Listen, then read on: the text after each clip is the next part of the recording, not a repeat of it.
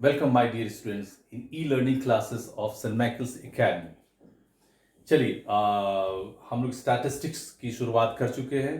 पहला जो बहुत ही आसान मेथड था मीन निकालने का, डायरेक्ट मेथड, उस पर हम लोगों ने आपसे डिस्कस किया, एक क्वेश्चंस को लेकर समझा और उसको सॉल्व किया। और मुझे पूरा विश्वास है कि आप में से बहुत सारे बच्चों ने कम से कम 6 या 7 क्वेश्चंस उसमें से उस तरह के जरूर बनाए होंगे। चलिए फिर मैं याद दिला दूं आपको कि आपको स्कूल कॉपी खरीदना बहुत जरूरी है। स्कूल कॉपी आप prep school Kamalnath school saint Michael's prep school Kamalnath Nagar में जाकर खरीद सकते हैं। और जो भी होमवर्क मैं दे रहा हूं या कोई भी सर आप लोगों को दे रहे हैं वो आपको उसी कॉपी में बनाना जरूरी है। एक चीज और मैं याद दिला दूं, अभी हम लोग प्लानिंग कर रहे हैं कि सितंबर में आपके सेकेंड टर्म एग्जामिनेशन होंगे। इसका सिलेबस भी बड़ा होगा और उसमें क्वेश्चंस भी ज्यादा आएंगे। ये स्टैटिस्टिक्स पोर्शन जो है आपके फर्स्ट सेमेस्टर का लास्ट टॉपिक है, ये मैं ले रहा हूं। स्टैटिस्टिक्स में मुख्यतः 5 तरह के क्वेश्चंस आते हैं। मीन 3 तरह के 3 मेथड से निकालने के होंगे। फर्स्ट मेथड मैंने एक्सप्लेन कर दिया, डायरेक्ट मेथड। इस वीडियो में मैं एज्यूमिंग मीन मेथड यूज करूंगा, उसके बाद स्टेप डेविएशन पर जाएंगे। फिर चौथे तरह का क्वेश्चन होता है जिसमें आपको एक अननोन फ्रीक्वेंसी निकालना पड़ेगा, और लास्ट पांचवा जो मीन का क्वेश्चन होता है उसमें 2 अननोन फ्रीक्वेंसी आपको निकालने पड़ेंगे। चलिए उन सब क्वेश्चंस की चर्चा और मेथड की चर्चा बाद में करेंगे। पहले आते हैं हम लोग ये एज्यूमिंग मीन मेथड। तो इस एज्यूमिंग मीन मेथड में ये एज्यूमिंग वर्ड ही इंपॉर्टेंट है कि हम एक मीन को एज्यूम करते हैं, मान लेते हैं, सपोज कर लेते हैं, और जो आंसर आता है उसी के आसपास प्लस माइनस में आता है। कैसे आता है ये आप बहुत अच्छी तरह समझ पाएंगे एक क्वेश्चन की तरह से। इस बार मैं आर.एस. अग्रवाल से क्वेश्चन ले रहा हूं, और पर्पसली मैं आर.एस. अग्रवाल और आर.डी. शर्मा से इसलिए क्वेश्चन ले रहा हूं क्योंकि हमारे एनसीईआरटी के एक्सरसाइज में क्वेश्चंस कम है, जिससे कि आपको वो आधारभूत क्वेश्चंस जो आधारभूत हमारा किताब है एनसीईआरटी, उससे आपको प्रैक्टिस करने के लिए ज्यादा से ज्यादा मौका मिले। चलिए इस क्वेश्चन को मैं आपके सामने लिख रहा हूं। इसमें क्लास इंटरवल है 0 to 20, 20 to 40, 40 to 60, 60 to 80 and 80 to 100। ये हो गया आपके class interval 0 to 20, 20 to 40, 40 to 60, 60 to 80 and 80 to 100। अब हम इसके फ्रीक्वेंसी लिखते हैं। फ्रीक्वेंसी है 6, 15, 21, 6, 15, 21, 12 and 6। बच्चों जब एग्जाम में ये क्वेश्चन आएंगे तो यही 2 भाग आते हैं, लेकिन इसको बहुत ध्यान से आप उतारेंगे। ये जो डेटा है स्पेशली फ्रीक्वेंसी और क्लास इंटरवल बहुत ध्यान से उतारेंगे। एक अंक का भी अगर अंतर आ गया तो आपका आंसर कभी भी उसमें सही नहीं आएगा।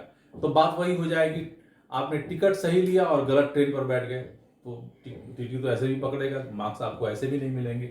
चलिए अब वही करते हैं हम लोग, मिड वैल्यू निकालते हैं। इसको क्लास मार्क भी बोलते हैं, यहां पर आप इसको क्लास मार्क भी बोल सकते हैं, क्लास मार्क। तो इसको निकालने के लिए मैंने क्या बताया था, lower limit plus upper limit divided by 2। 0 plus 20 divided by 2 कितना हुआ, 10 हुआ। अब इस 10 10 का रिश्ता लोअर लिमिट से निकालेंगे। 0 में कितना ऐड करने पर 10 आया बच्चों, 10 ऐड कर। 0 प्लस 10 इज इक्वल टू 10। तो जो भी लोअर लिमिट है उसमें क्या करना है बच्चों, हमको 10 ऐड कर देना है, और उस क्लास इंटरवल का हमको बहुत ही आसानी से हमको क्लास मार्क या मिड वैल्यू निकल जाएगा। तो सब में 10 ऐड करते हैं। 20 में 10 ऐड कर दिए तो कितना हुआ, 20 प्लस 10 30 हो गया। 40 में 10 ऐड कर दिए, 40 प्लस 10 50 हो गया। फिर 60 आया, 60 में हम 10 ऐड करेंगे तो क्या आएगा, 70 आएगा। और लास्ट हमारा लोअर लिमिट 80 है, 80 में हम अगर 10 ऐड करेंगे तो क्या आएगा, 90 आएगा। अब आते हैं एज्यूमिंग मीन में। अब आपके पास यहां पर देखिएगा, ये हो गया आपके मिड वैल्यू या क्लास इंटरवल। इसको काउंट करेंगे 1 2 3 4 5। अगर ऑड नंबर है तो बीच वाला आपको फाइंड आउट करना बहुत आसान हो जाएगा। अगर इवन नंबर रहेगा तो 2 से डिवाइड करके ठीक बीच वाले का ऊपर वाले भाग हिस्सा में से या नीचे वाले हिस्सा में से कोई भी एक ले सकते हैं। तो बीच वाला हिस्सा आया हमारा ये, तो हमारा एज्यूमिंग मीन क्या हो गया, 50 हो गया बच्चों। हम एज्यूमिंग मीन, एक चीज मैं क्लियर कर दूं, किसी को भी ले सकते हैं हम। 10, 30, 50, 70, 90 किसी को भी ले सकते हैं, लेकिन for the sake of convenient it is suggested that always we have to take the assuming mean somewhere which has come in the middle of the table of class mark or mid value. Even number में बीच वाले दो में से कोई एक ले लेंगे, और ऑड नंबर है तो एग्जैक्ट सेंटर वाला वैल्यू मिल जाएगा। आप देखिएगा हमारा आंसर जो आएगा इसी 50 के आसपास आएगा। तो हमने एज्यूमिंग मीन क्या ले लिया बच्चों? एज्यूमिंग मीन हमने ए ले लिया 50। उसके बाद एक सेकंड टेबल आपको बनाना है, ये हमारा xi का टेबल है। तो उसके बाद di से इसको रिप्रेजेंट करते हैं। तो di का फार्मूला होता है जो भी xi, जो भी वैल्यू मिड वैल्यू है उसमें से एज्यूमिंग मीन को क्या करना है, हमको सब्ट्रैक्ट करना है। चलिए चौथा ऑपरेशन भी आ गया। हमने अभी तक मैं कह रहा था एडिशन, मल्टीप्लिकेशन और डिवीजन, अब थोड़ा सा हम लोग सब्ट्रैक्शन को भी यूज करेंगे स्टैटिस्टिक्स के क्वेश्चन को सॉल्व करने के लिए। अब ये xi हो गया और हमारा एज्यूमिंग मीन कितना है 50 है। 10 माइनस 50 कितना हो गया? -40।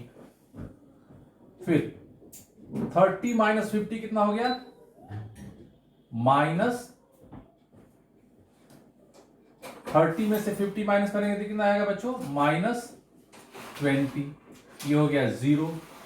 अब ये xi हो गया। 70 माइनस 50 कितना हो गया बच्चों हमारा? ये हो गया हमारा 20। और 90 माइनस 50 क्या हो गया? 40। ये याद रखिएगा, एक ट्रिक मैं बता दूं आपको, जो भी एज्यूमिंग मीन लीजिएगा उसके ऊपर का वैल्यू सब माइनस में आएगा और नीचे वाला वैल्यू सब क्या आएगा हमारा? प्लस में आएगा।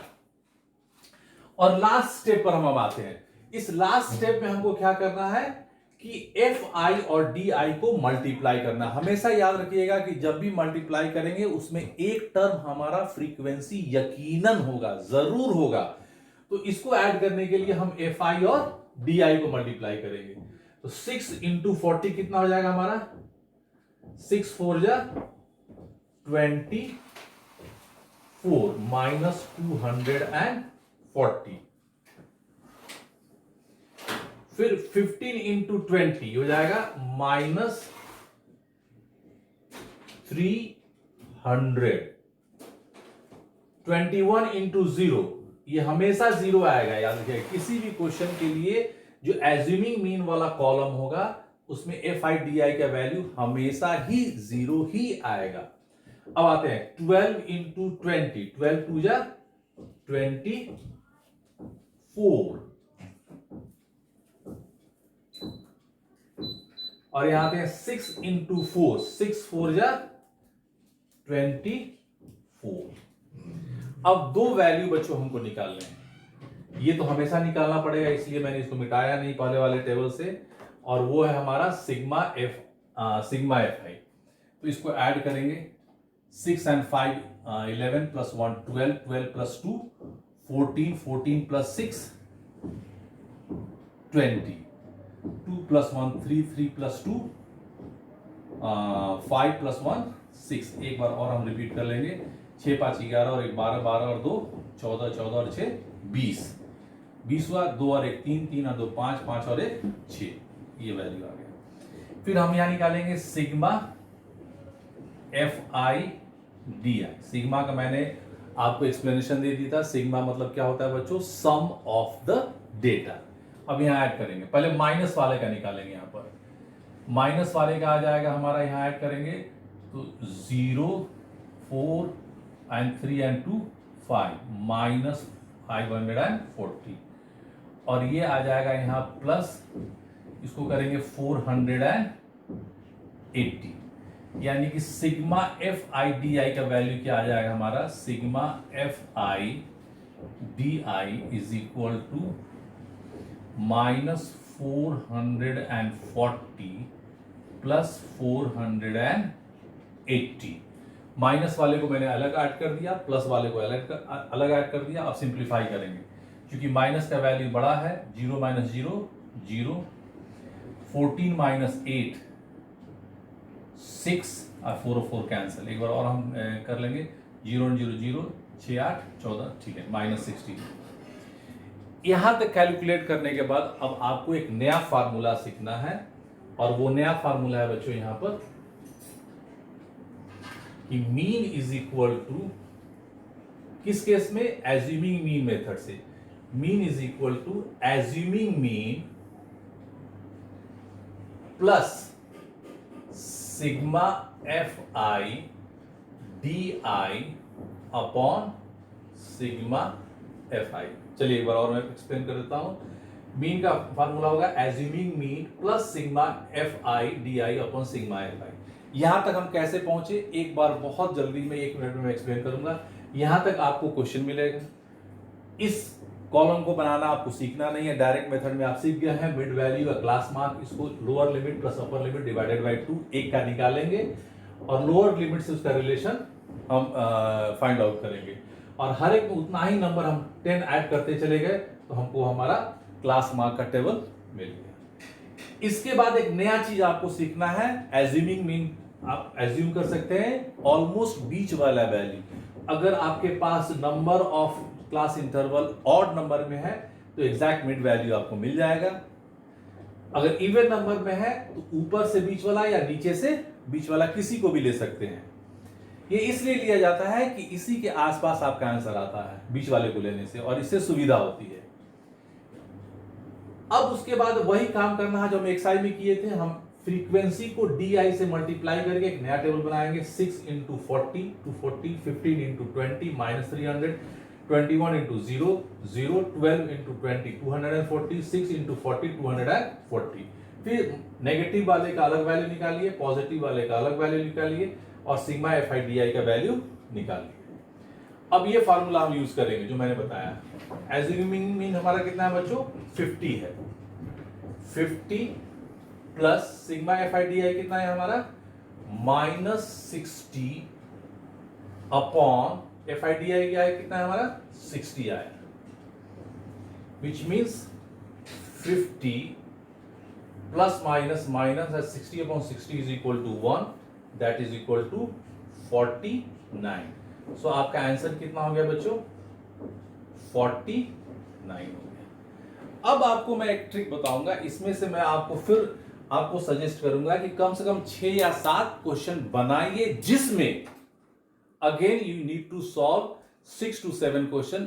3 questions separately you will solve by this method, assuming mean method, but the remaining 3 questions it will be better that you will solve by both method, by direct method and by assuming mean method and tally the answer। अब दोनों method से answer आपका एक आएगा तो आपको एक confidence मिलेगा कि हाँ हम दोनों मेथड अच्छे से सीख गए हैं, क्योंकि दोनों का आंसर बिल्कुल ही एक आ रहा है।